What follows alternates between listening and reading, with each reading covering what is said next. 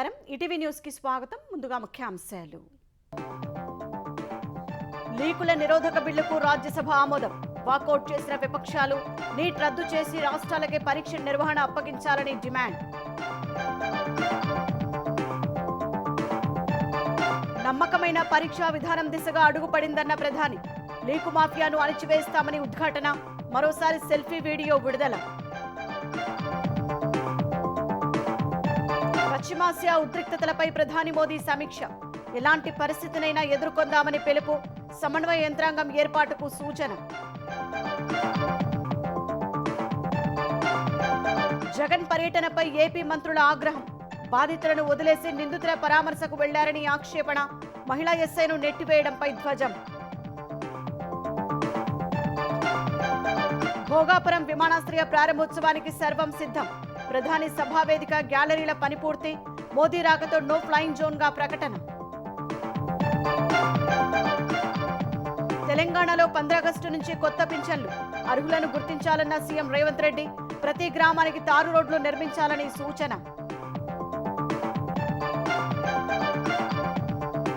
జోరు వానలతో ఉత్తర తెలంగాణలో జనజీవనం అస్తవ్యస్తం. వరద నీటితో ఉరకలేస్తున్న గోదావరి. శ్రీశైలానికి 1,12,000 క్యూసెక్ల ఇన్ఫ్లో. మాజీ ఎమ్మెల్యే పెద్ది సుదర్శన్ రెడ్డి కన్నుమూత. అర్ధరాత్రి తుదిశ్వాస విడిచినట్లు వైద్యుల ప్రకటన. నివాళులు అర్పిస్తున్న బీఆర్ఎస్ నాయకులు.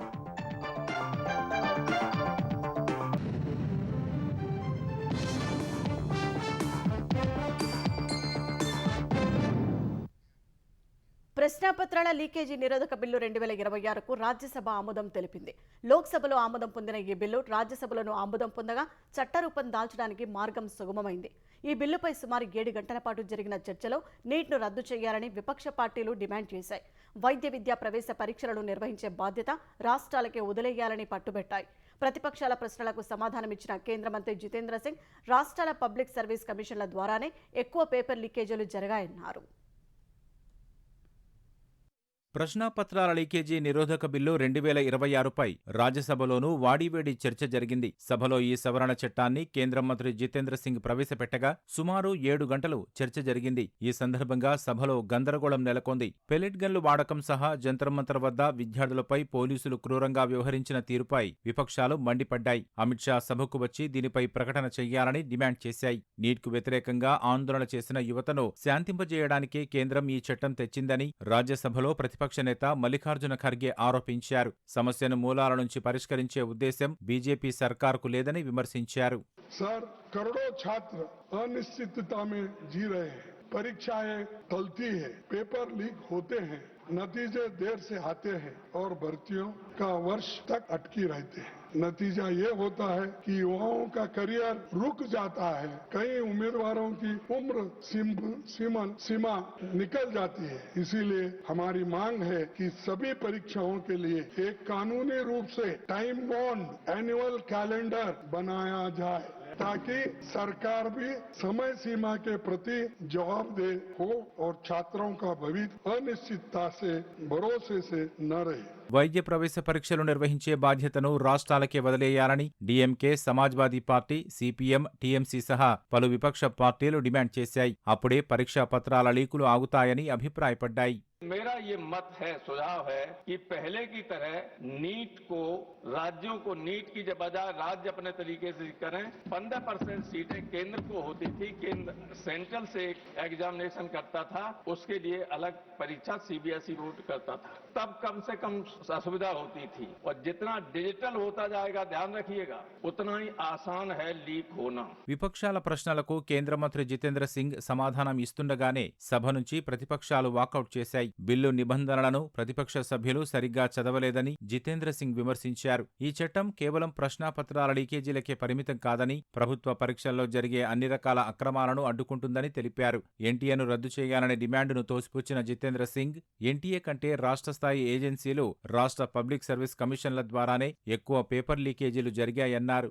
We brought in this bill with all the humility at our command, and I've taken a very keen note of each and every word said. As I said in the beginning itself, we do not stand on prestige. We had come here with a lot of expectation that we would be benefited by some healthy, constructive suggestions. But as the leader of House, Nadda ji, has already mentioned, it's unfortunate that many of the honorable members who were most vociferous in raising objections have chosen to walk out when their issues or their points were to be responded. విపక్ష సభ్యులు walkout చేయడంపై కేంద్ర మంత్రి JP Nadda మండిపడ్డారు. విపక్షాలకు ప్రజాస్వామ్యం, సభా మర్యాదల పట్ల గౌరవం లేదని దుయ్యబట్టారు. అనంతరం బిల్లుకు రాజ్యసభ ఆమోదముద్ర వేసింది. విద్యార్థుల జీవితాలతో ఆడుకుంటున్న పరీక్షల ప్రశ్నాపత్రాల లీక్ మాఫియాను తుదముట్టిస్తామని ప్రధాని నరేంద్ర మోదీ పునరుద్ఘాటించారు. లీక్ గ్యాంగుల ఆట కట్టించడమే కొత్త చట్టం ఉద్దేశమని స్పష్టం చేశారు. గురువారం సామాజిక మాధ్యమాల్లో మరో వీడియోను విడుదల చేసిన ప్రధాని ఈ చట్టంతో నమ్మకమైన, పారదర్శకమైన పరీక్షా వ్యవస్థను ఏర్పాటు చేసే ప్రక్రియ పూర్తయిందన్నారు. పరీక్షల నిర్వహణలో సాంకేతికతను పూర్తి స్థాయిలో వాడుకోవాల్సిన అవసరం ఉందని మోదీ వెల్లడించారు. విద్యార్థులకు సమాన అవకాశాలు కల్పించేందుకు కేంద్రం కట్టుబడి ఉందన్నారు. నమ్మకమైన పరీక్షా విధానం దిశగా ఇప్పుడు కీలక అడుగు పడిందన్నారు. కొత్త పరీక్షా విధానాలతో వికసిత్ భారత్ సాకారం దిశగా ముందుకు సాగుదామని ప్రధాని మోదీ పిలుపునిచ్చారు. विश्वस्त परीक्षा पद्धति, इसके लिए हम लगातार एक के बाद एक कदम उठा रहे हैं. टास्क फोर्स की रचना हो, फास्ट ट्रैक की और रचना हो, राज्यों के सुझावों को ध्यान में लेना हो, क्योंकि पिछले कई दशकों से हर राज्य और केंद्र सरकार इस प्रकार की पेपर लीक की परेशानी झेल रहा है. बच्चों के भविष्य को भी इसके कारण संकट पैदा हो रहा है. इन सब को ध्यान में रखते हुए देशव्यापी शिक्षा पद्धति में सुधार अनिवार्य हो गया है. फिर से कोई पेपर माफिया, पेपर लीक करने वाली गैंग, देश के बच्चों के भविष्य के साथ खिलवाड़ करने वाली गैंग, उनको बख्शा नहीं जाएगा. इसलिए कठोर कानूनों की भी जरूरत है. అంతర్జాతీయ ఉద్రిక్తతల నేపథ్యంలో ఎలాంటి క్లిష్ట పరిస్థితులనైనా ఎదుర్కొందామని కేంద్ర మంత్రులు, ఉన్నతాధికారులకు ప్రధాని నరేంద్ర మోదీ నిర్దేశించారు. ఇందుకోసం సమగ్ర ప్రభుత్వ విధానాన్ని రూపొందించుకోవాలని ఆదేశించారు. పౌరుల ప్రయోజనాలు కాపాడే విషయంలో వేగంగా స్పందించాలని సీసీఎస్ సమావేశంలో మోదీ స్పష్టం చేశారు. అనంతరం రాష్ట్రపతితో సమావేశమైన ప్రధాని ప్రభుత్వ పరంగా తీసుకోబోయే కీలక నిర్ణయాలపై చర్చించినట్లు తెలుస్తోంది. ఢిల్లీలో అత్యున్నత స్థాయి భద్రతా వ్యవహారాల కేబినెట్ కమిటీ సీసీఎస్ సమావేశాన్ని ప్రధాని నరేంద్ర మోదీ నిర్వహించారు. ఈ భేటీలో సీసీఎస్ శాశ్వత సభ్యులైన కేంద్ర మంత్రులు రాజ్నాథ్ సింగ్, అమిత్ షా, ఎస్ జైశంకర్, నిర్మలా సీతారామన్, ప్రత్యేక ఆహ్వానితులు జేపీ నడ్డా, పీయూష్ గోయల్, సర్బానంద సోనోవాల్, హర్దీప్ సింగ్ పురి, జాతీయ భద్రతా సలహాదారు అజిత్ దోభాల్ హాజరయ్యారు. అంతర్జాతీయంగా విస్తరిస్తున్న ఉద్రిక్తతలు, సముద్ర జలాల్లో రవాణాకు కలుగుతున్న అంతరాయం, ఎరువుల సరఫరా, నావికుల భద్రత తదితర అంశాలపై చర్చించారు. భౌగోళిక రాజకీయ పరిణామాలు, చమురు, ఎరువుల సరఫరాపై కేబినెట్ కార్యదర్శి టీవీ సోమనాథన్ సమావేశంలో ప్రెజెంటేషన్ ఇచ్చారు. సరిపడినంతగా చమురు, ఎరువుల సరఫరా ఉందని తెలిపారు. ఎల్పీజీ సేకరణను భిన్న మార్గాల ద్వారా చేపట్టామని, ముడి చమురు నిల్వలు బాగానే ఉన్నాయని వివరించారు. ఎల్పీజీకి ప్రత్యామ్నాయంగా పైపుడు నేచురల్ గ్యాస్ కనెక్షన్లను పెంచామని వెల్లడించారు. ఇంధన భద్రతలో స్వయం సమృద్ధి సాధించేందుకు పునరుత్పాదన ఇంధన వనరులను, సౌరశక్తిని, ఇతర శిలాజేతర ఇంధన వనరులను ఉపయోగించుకోవాలని మోదీ సూచించారు. సీసీఎస్ సమావేశంలో పశ్చిమాసియా ఉద్రిక్తతల నేపథ్యంలో వివిధ మంత్రిత్వ శాఖలు చేపట్టిన చర్యలపై ప్రధాని సమీక్షించారు. ఇరాన్ ఉక్రెయిన్ యుద్ధాలు కొనసాగుతున్న కారణంగా హర్ముజ్, నల్ల సముద్రం,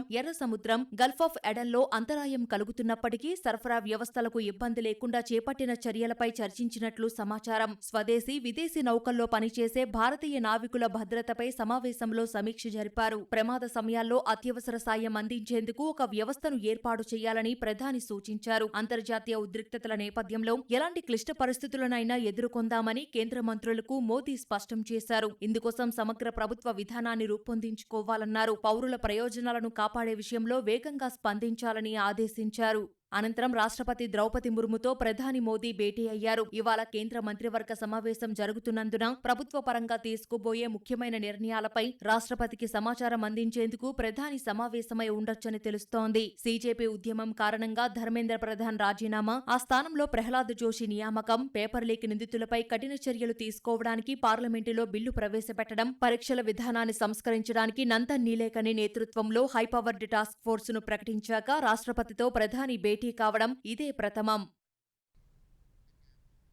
వైసీపీ అధినేత జగన్ ఆ పార్టీ నేతల తీరుపై మంత్రులు మండిపడ్డారు. మృతుని కుటుంబాన్ని విస్మరించి నిందితుల కుటుంబాన్ని పరామర్శించడానికి వెళ్లిన జగన్ తీరు అమానవీయ ప్రవర్తనకు నిదర్శనమని మంత్రి లోకేష్ మండిపడ్డారు.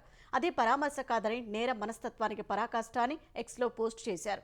జగన్ కు సీదిరి అప్పలరాజును కలవాలని లేదని, అందుకే ములాఖత్ సమయానికి వెళ్లలేదని హోంమంత్రి అనిత అన్నారు. పరామర్శల పేరుతో రాజకీయ డ్రామాలు, బల ప్రదర్శనలు జగన్ రెడ్డి నైజంగా మారిపోయిందని మంత్రి అచ్చెన్నాయుడు విమర్శించారు. మహిళా పోలీసులపై వైసీపీ నాయకులు ప్రవర్తించిన తీరు హేయమైనదన్నారు. నేరస్తులకు జగన్ కొమ్ము కాస్తున్నారని మరో మంత్రి డోలా శ్రీ బాల వీరాంజనేయ స్వామి ధ్వజమెత్తారు. డ్యూటీలో ఉన్న ఆడబిడ్డకు జరిగిన అవమానాన్ని మంత్రి కొల్లు రవీంద్ర తీవ్రంగా ఖండించారు. 18 ఏళ్ల కుర్రాడు యాక్సిడెంట్ చేస్తే కేసు కడతారని మాట్లాడతాను. అంటే కేసు కట్టరా? యాక్సిడెంట్ చేస్తే కేసు కట్టరా? మరి అతను తప్పించడానికి ప్రయత్నం చేసినటువంటి సీదిరి అప్పలరాజు ఒక విద్యావంతుడిగా వ్యవహరించాడా? ఆడబిడ్డ మీద జరిగినటువంటి మరి అక్కడ మీ వైఎస్ఆర్ పార్టీ నాయకులు అమానుషంగా ప్రవర్తించిన దానికి మీరు ఎందుకు ఖండించరని చెప్పి నేను అడుగుతాను. ఈరోజు మీరు దొంగల్ని వెనకేసుకొస్తా ఉన్నారు, కూనీకోరులు వెనకేసుకొస్తా ఉన్నారు, రౌడీ షీటర్లు వెనకేసుకొస్తా ఉన్నారు. ఇదేం సంస్కృతి జగన్మోహన్ రెడ్డి గారు? ఇలాంటి వ్యక్తులు ఈ రాష్ట్రానికి అవసరం లేదని చెప్పి ప్రజలు మొన్న తీర్పిచ్చారు. ఇంకా మీరు బరి తెగించి రోడ్ల మీదకి వస్తే ఈరోజు ప్రజలే తరిమి కొడతారని కూడా తెలియజేస్తాం. ఏపీఎస్ఆర్టీసీల విద్యుత్ బస్సులు ప్రవేశపెట్టడం వల్ల వచ్చే సమస్యలు, సిబ్బందికి తలెత్తే ఇబ్బందులను తొలగించేందుకు అన్ని విధాలా ప్రయత్నిస్తామని ఎండీ బాలసుబ్రహ్మణ్యం తెలిపారు. విజయవాడలోని ఆర్టీసీ ప్రధాన కార్యాలయంలో ఐకాసా నాయకులతో ఆయన 3.5 గంటలు చర్చించారు. 90% అంశాలపై సానుకూల స్పష్టత వచ్చిందని చెప్పారు. విద్యుత్ బస్సుల కొనుగోలు, నిర్వహణ సమస్యలను సీఎం దృష్టికి తీసుకెళ్తారని బాలసుబ్రహ్మణ్యం వివరించారు. ప్రభుత్వం నుంచి వచ్చే స్పందనను బట్టి భవిష్యత్తు కార్యాచరణ ప్రకటిస్తామని ఐకాసా ప్రతినిధులు తెలిపారు.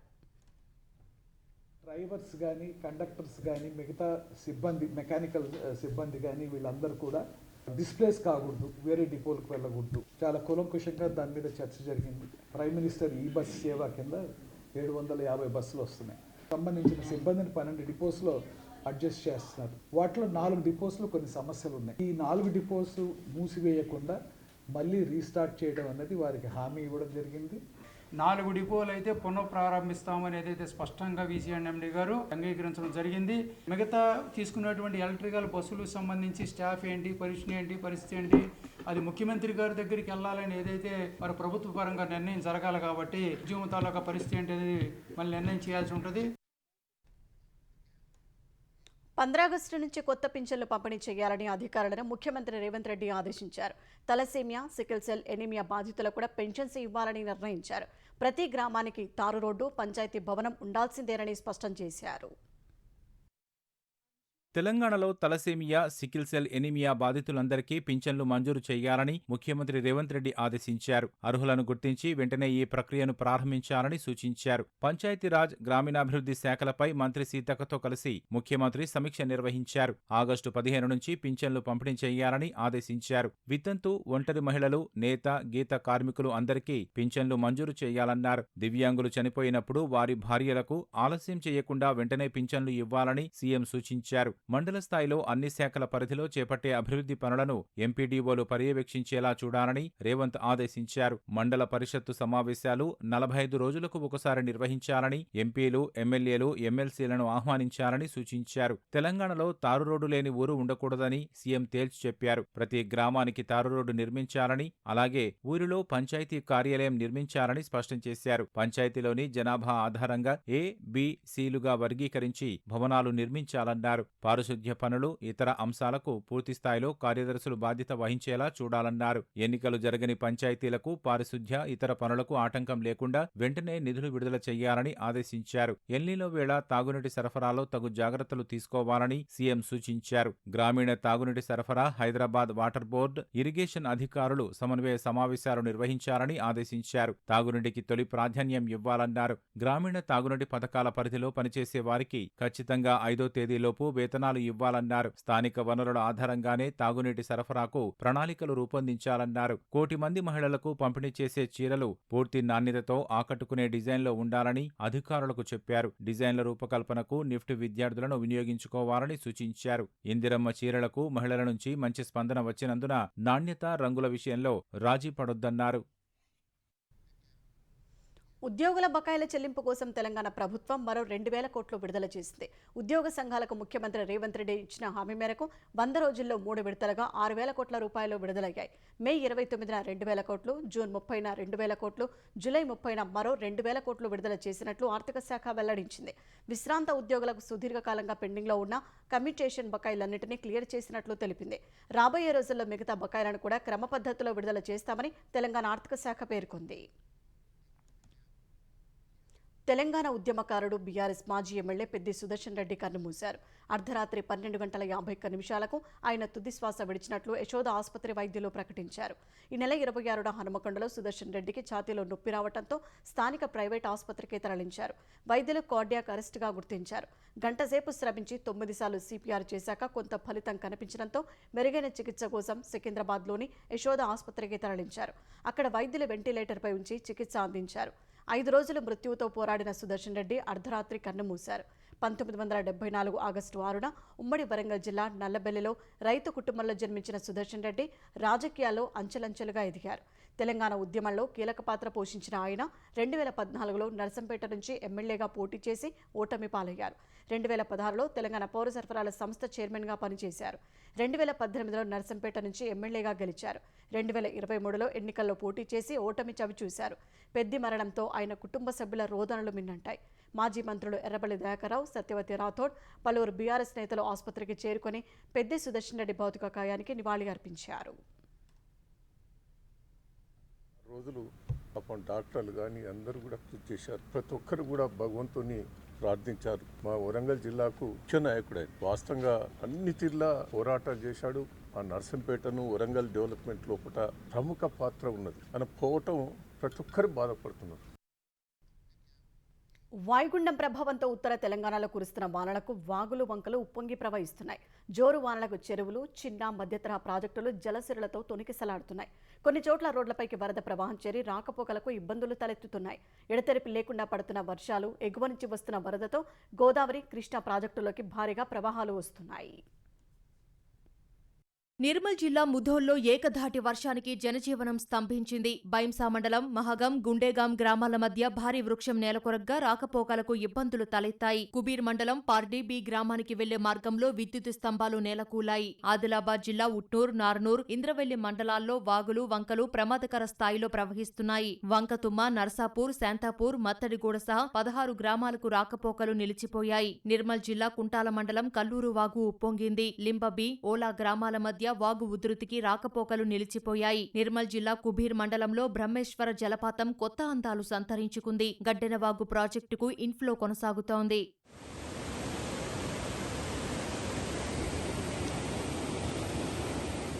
జగిత్యాల జిల్లా ధర్మపురి మండలంలో నాగారం, ఆక్సాయిపల్లె మధ్య వరద ఉధృతితో రోడ్డు ధ్వంసమైంది. నేరెళ్ల మీదుగా గోవిందుపల్లె వెళ్లే మార్గం వద్ద రహదారి తెగిపోయింది. బుగ్గారం పెద్ద చెరువు కట్ట తెగే అవకాశముందనే అంచనాతో గంటి కొట్టి నీరు కిందకి వదిలారు. ధర్మపురి మండలం దోనూరు, తీగల ధర్మారంలో ఇండ్లు కూలాయి. మెట్పల్లి పెద్ద చెరువు మత్తడిపోయడంతో చేపల కోసం ప్రజలు ఎగబడ్డారు. ఉమ్మడి నిజామాబాద్ జిల్లాలో ఆర్మూర్, కమ్మర్పల్లి, మెండోరా, డొంకేశ్వర్ మండలాల్లో అత్యధిక వర్షపాతం నమోదైంది. మోర్తాడ్లో పెద్దవాగు ప్రమాదకరంగా ప్రవహిస్తోంది. సిరికొండ మండలంలో కప్పలవాగు, మధ్యవాగు ఉధృతికి రాకపోకలకు అంతరాయం కలిగింది. పిట్లం మండలం కంబాపూర్ వద్ద కాకివాగు ఉప్పొంగింది. కారేగావ్ సమీపంలో పిల్లివాగు జలకలతో తొణికిసలాడుతోంది. మధ్యతరహా జలాశయాలైన పోచారం, కౌలాస నాలా ప్రాజెక్టులు నిండుకుండల్లా మారుతున్నాయి. నిజాంసాగర్ ప్రాజెక్టుకు 3,000కు పైగా ఇన్ఫ్లో వస్తోంది.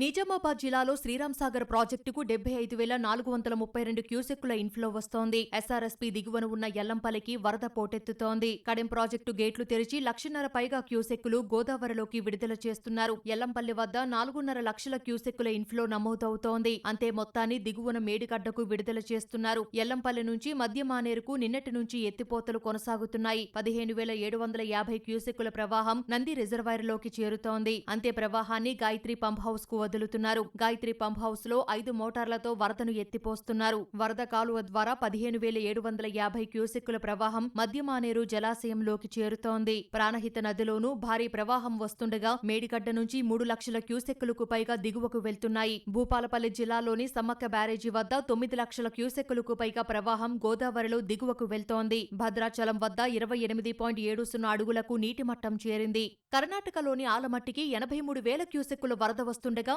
దిగువకు 97,000 క్యూసెక్కులు విడుదల చేస్తున్నారు. నారాయణపూర్కు 95,000 క్యూసెక్కులు వస్తుండగా దిగువకు 1,00,000 క్యూసెక్కులు వదులుతున్నారు. జూరాల వద్ద 1,00,000 క్యూసెక్కుల వరద నమోదవుతుండగా దిగువకు 1,09,000 క్యూసెక్కులు వదులుతున్నారు. శ్రీశైలం వద్ద 1,12,000 క్యూసెక్కుల ఇన్ఫ్లో ఉంది. జలాశయం నిల్వ సామర్థ్యం 215.81 టీఎంసీలు కాగా ప్రస్తుతానికి నిల్వ 46.82 టీఎంసీలకు చేరింది. ఫార్ములా ఈ-కార్ రేసింగ్ నిధుల మళ్లింపు కేసులో నాంపల్లి ప్రత్యేక ఏసీబీ కోర్టు విచారణకు మాజీ మంత్రి కేటీఆర్ నేడు తొలిసారి హాజరు కానున్నారు. బీఆర్ఎస్ ప్రభుత్వ హయాంలో హెచ్ఎండీఏ నిధుల నుంచి దాదాపు 55 కోట్లను ఆర్బీఐ కేబినెట్ ఆమోదం లేకుండా విదేశీ సంస్థకు బదిలీ చేశారనే కేసులో ఏసీబీ ఛార్జ్షీట్ దాఖలు చేసింది. ఈ ఛార్జ్షీట్లో కేటీఆర్ను A1గా, ఐఏఎస్ అధికారి అరవింద్ కుమార్ను A2గా, మాజీ చీఫ్ ఇంజనీర్ బిఎల్ఎన్ రెడ్డిని A3గా చేర్చింది. ఛార్జ్షీట్ను పరిగణలోకి తీసుకున్న కోర్టు నిందితులకు సమన్లు జారీ చేయడంతో వీరంతా తొలి రోజు విచారణకు హాజరయ్యే అవకాశం ఉంది. ఈ నేపథ్యంలో నాంపల్లి కోర్టు పరిసర ప్రాంతాల్లో పోలీసులు భద్రతను కట్టుదిట్టం చేయనున్నారు. తెలంగాణలో విజిలెన్స్ బృందాలు ఒక్కరోజు చేసిన తనిఖీల్లోనే 154 కోట్ల విలువైన ధాన్యం గల్లంతైనట్లు గుర్తించాయి. జగిత్యాల, సూర్యాపేట, మహబూబ్నగర్, వరంగల్, మెదక్ జిల్లాల్లో అవకతవకలు బయటపడ్డాయి. జగిత్యాల జిల్లా తక్కళ్లపల్లిలో లక్ష్మీ బాలాజీ, శ్రీ అభయాంజనేయ, లక్ష్మీ గణపతి రైస్ మిల్లులో చేసిన తనిఖీల్లో సుమారు 80 కోట్ల విలువైన అక్రమాలు గుర్తించారు. సూర్యాపేట జిల్లాలో 45 కోట్ల విలువైన ధాన్యం, మహబూబ్నగర్లో 12 కోట్లు, వరంగల్లో 8 కోట్లు, మెదక్లో 6 కోట్లు, ములుగు జిల్లాలో 3 కోట్ల విలువైన ధాన్యం గల్లంతైనట్లు విజిలెన్స్ గుర్తించింది. గతంలో కేసులు నమోదైన మిల్లర్లకు మళ్లీ సీఎంఆర్ కేటాయింపుల వెనుక ఎవరైనా అధికారులు సహకరించారా అనే కోణంలోనూ విజిలెన్స్ దర్యాప్తు చేస్తోంది. హనుమకొండ జిల్లా సాయంపేట మండలం గట్ల కనపర్తి గ్రామంలో లక్ష్మీ నరసింహ వినాయక రైస్ మిల్లులో విజిలెన్స్ అధికారులు తనిఖీ చేశారు. మిల్లు యజమానులు సీఎంఆర్ ధాన్యాన్ని అక్రమంగా మళ్లించి దాదాపు 10 కోట్ల అవినీతికి పాల్పడినట్లు గుర్తించారు. వైసీపీ పాలనలో విశాఖ ఆంధ్రప్రదేశ్ వీసీగా అరాచకాలు, అధికార దుర్వినియోగానికి పాల్పడిన పీవీజేడీ ప్రసాద్ రెడ్డిని తక్షణం సస్పెండ్ చేయాలని ప్రభుత్వానికి విజిలెన్స్ ఎన్ఫోర్స్మెంట్ విభాగం సిఫారసు చేసింది. ఏయూవీసీగా అయిన హయాంలో నిధుల దుర్వినియోగం, అక్రమాస్తులపై ఏసీబీ దర్యాప్తు జరిపించాలని, క్రిమినల్ చర్యలు చేపట్టాలని సూచించింది. 2019-24 మధ్య వైసీపీ ప్రభుత్వ పెద్దల అండతో ప్రసాద్ రెడ్డి రాజ్యాంగేతర శక్తిలా వ్యవహరించారు. జీవీఎంసీ ఎన్నికలకు వైసీపీ కార్పొరేటర్ అభ్యర్థుల ఎంపికలో కీలకంగా వ్యవహరించారు. ఉత్తరాంధ్ర పట్టభద్రుల నియోజకవర్గ ఎమ్మెల్సీ ఎన్నికల్లో కళాశాలల అధ్యాపకులతో నిర్వహించిన సమావేశంలో ప్రసాద్ రెడ్డి పాల్గొన్న వీడియోలు బయటకొచ్చాయి. కూటమి అధికారంలోకి వచ్చాక వీసీ పదవికి ప్రసాద్ రెడ్డి రాజీనామా చేసినా ఆయన అధికార దుర్వినియోగంపై ప్రభుత్వం విజిలెన్స్ విచారణకు ఆదేశించింది. వీసీగా ప్రసాద్ రెడ్డి అడ్డగోలు నిర్ణయాల వల్ల 10 కోట్ల 60 లక్షల రూపాయల మేర అవకతవకలు జరిగాయని విజిలెన్స్ గుర్తించింది. Prasad Reddy, V Krishnamohan, Meka James Stephen, K Basavaiah, K Srinivasarao తదితరులపై క్రిమినల్ చర్యలు చేపట్టాలని సిఫారసు చేసింది. ప్రసాద్ రెడ్డి నేడు పదవి విరమణ చేయనున్న వేళ ప్రభుత్వం ఎలాంటి చర్యలు తీసుకుంటుందనేది ఆసక్తిగా మారింది. భోగాపురం అంతర్జాతీయ విమానాశ్రయ ప్రారంభోత్సవానికి ఏర్పాట్లు దాదాపు పూర్తయ్యాయి. ప్రధాన వేదిక, గ్యాలరీలు సిద్ధమయ్యాయి. ప్రజలు కూర్చునే సీటింగ్ పూర్తయింది. రాత్రి వేళల్లోనూ కార్మికులు తుది మెరుగులు దిద్దుతున్నారు. సభా ప్రాంగణంలో ఏర్పాటు చేసిన గ్యాలరీలను మంత్రి కొండపల్లి శ్రీనివాస్ పరిశీలించారు. వర్షం పడితే నీరు నిలవకుండా చూసేందుకు కొన్ని సూచనలు చేశారు. భోగాపురం విమానాశ్రయ పరిసరాలు రాత్రి వేళల్లో విద్యుత్ దీపాలతో కాంతులేనుతున్నాయి. విమానాశ్రయ ప్రారంభోత్సవం ప్రశాంతంగా జరిగేలా 7,000 మంది పోలీసుల్ని మోహరిస్తున్నారు. విమానాశ్రయ ప్రాంతాన్ని 89 సెక్టార్లుగా విభజించి ఒక్కో సెక్టార్కు 80 నుంచి 100 మందిని మోహరించారు. 30 మంది ఐపీఎస్లు విధి నిర్వహణలో ఉంటారు. ఇప్పటికే డాగ్, బాంబ్ స్క్వాడ్లు క్షుణ్ణంగా తనిఖీలు చేశాయి. విశాఖ, అనకాపల్లి, విజయనగరం వైపు నుంచి వచ్చే వాహనాలకు ఒకచోట, శ్రీకాకుళం, రాజాం, చీపురపల్లి, నెర్లిమల్ల, ఒడిశా వైపు నుంచి వచ్చే వాహనాలకు మరోచోట పార్కింగ్ కేటాయించారు. ఎయిర్పోర్టుకు 5 కిలోమీటర్ల పరిధిలో 48 గంటల పాటు నో ఫ్లైయింగ్ జోన్ ప్రకటించారు. రిటర్న్ వచ్చిన తర్వాత వాళ్ళు ఒక లేఅవుట్ కేటాయించడం జరుగుతుంది. అక్కడ వాళ్ళకు భోజనం ఇవ్వడం జరుగుతుంది. ఆ భోజనం తీసుకుని బయటికి వెళ్ళాలి. మళ్ళీ హైవే ఎక్కి మళ్ళీ రిటర్న్ రావాలి. అది కూడా జిల్లా కలెక్టర్ గారి ఆధ్వర్యంలో 12 ప్లేసెస్ కేటాయించడం జరిగింది. ఎక్కడైనా వెహికల్ బ్రేక్ డౌన్ అయిపోతే టోయింగ్ వెహికల్స్ అక్కడక్కడ పెట్టున్నాం. బ్రేక్ డౌన్ రిపేర్ చేయడానికి మెకానిక్స్ కూడా పెట్టున్నాం. తెలంగాణలో రేషన్ కార్డుదారులు ఈ కేవైసీ చేసుకోవడానికి ఇచ్చిన గడువు నేటితో ముగియనుంది. తెలంగాణ వ్యాప్తంగా 30% పైగా లబ్ధిదారులు ఇంకా బయోమెట్రిక్ చేయించుకోలేదు. కేవలం 10 సెకండ్లలో పూర్తయ్యే ఈ కేవైసీ చేయించుకోకపోతే రేషన్ నిలిపివేసే అవకాశాలు ఉన్నాయని పౌర సరఫరాల శాఖ అధికారులు హెచ్చరిస్తున్నారు. కేంద్ర ప్రభుత్వం ఆదేశాల మేరకు దేశవ్యాప్తంగా రేషన్ కార్డులో పేరు ఉన్న ప్రతి ఒక్కరూ ఈ కేవైసీ చేయించుకోవాలనేది నిబంధన. తెలంగాణలో రేషన్ కార్డుల సంఖ్య 1,06,000 ఉండగా లబ్ధిదారులు 3,42,50,110 మంది ఉన్నారు. జీహెచ్ఎంసీ పరిధిలో ఇప్పటికే 80% ఈ కేవైసీ పూర్తయింది. రంగారెడ్డి, మేడ్చల్ జిల్లాలో 75% పూర్తయినట్లు సమాచారం. రేపటి నుంచి 3 నెలల రేషన్ కోటా పంపిణీకి పౌర సరఫరాల శాఖ ఏర్పాట్లు చేసింది. ఈ సాయంత్రం 4 గంటలలోపు విధిగా ప్రతి కార్డుదారుడు ఆధార్ కార్డు తీసుకెళ్లి రేషన్ షాపులో కేవలం 10 సెకండ్ల వ్యవధిలో వేలిముద్ర లేదా ముఖ గుర్తింపు ద్వారా బయోమెట్రిక్ చేసుకోవాలని పౌర సరఫరాల శాఖ అధికారులు సూచించారు. ఉత్తర ఆఫ్రికా తీరంలోని స్పెయిన్ భూభాగం సెయుటా సరిహద్దు వద్ద సంక్షోభం తీవ్ర రూపం దాల్చింది. మొరాకో దేశం నుంచి వేలాది మంది వలసదారులు ఒక్కసారిగా సరిహద్దులు దాటుకుని స్పెయిన్లోకి ప్రవేశించేందుకు యత్నించగా తీవ్ర ఉద్రిక్తత నెలకొంది. ఈ క్రమంలో జరిగిన తొక్కిసలాట సముద్రంలో ఇదే ప్రయత్నంలో కనీసం 9 మంది ప్రాణాలు కోల్పోయారు. అనేక మంది తీవ్రంగా గాయపడ్డారు. సరిహద్దు కంట్రోల్ వ్యవస్థ పూర్తిగా దెబ్బతినడంతో సెయుటాలో శాంతి భద్రతలను పునరుద్ధరించేందుకు స్పెయిన్ ప్రభుత్వం సైన్యాన్ని రంగంలోకి దించింది. పరిస్థితి అత్యంత అల్లకల్లోలంగా మారినందున స్పెయిన్ ప్రధాని పెడ్రో సాంచెజ్ నేడు అక్కడ పర్యటించనున్నారు. మరోవైపు సెయుటాలో చట్టవిరుద్ధంగా చొరబడిన వారిని వెంటనే తిప్పి పంపేందుకు మొరాకో ప్రభుత్వంతో చర్చలు జరుపుతున్నట్లు స్పెయిన్ హోంశాఖ ప్రకటించింది.